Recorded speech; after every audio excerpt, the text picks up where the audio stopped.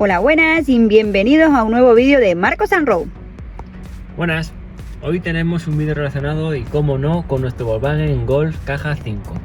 Como sabéis, hace poco que cambiamos la botonera de todas las puertas, pero justamente ayer hemos comprobado que la ventanilla del conductor ni sube ni baja. Si le damos al botón sí que escuchamos como que hace un ruido, como si el motor quisiese moverse. Así que lo que vamos a hacer es simplemente realizar un reseteo, un reset. ¿Cómo lo vamos a hacer? Pues vamos a dejar apretado nuestro botón del elevalumnas, pero bastante tiempo. En cuestión vamos a dejarlo como un minuto apretado.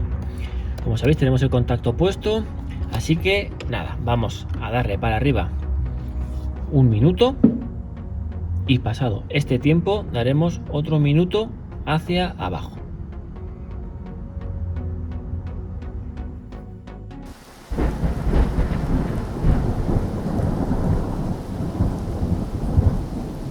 Bueno, ahora sí que sí, continuamos el vídeo porque justamente nos ha empezado a llover y no podíamos grabar. Así que nada, vamos a probarle. Mirad, como veis, baja y sube correctamente. Le volvemos a dar y baja y vuelve a subir. Bueno, todo esto ha sido gracias al reset que le hicimos. Como sabéis, lo dejamos apretado un minuto hacia abajo, otro minuto hacia arriba, quitamos el contacto. Si queréis podéis volver a repetir otra vez el mismo paso, o otro minuto apretado hacia abajo y hacia arriba, y volvéis a poner el contacto y, como veis, baja y sube correctamente. No hace falta desmontar la puerta, ni sacar el motor, ni nada.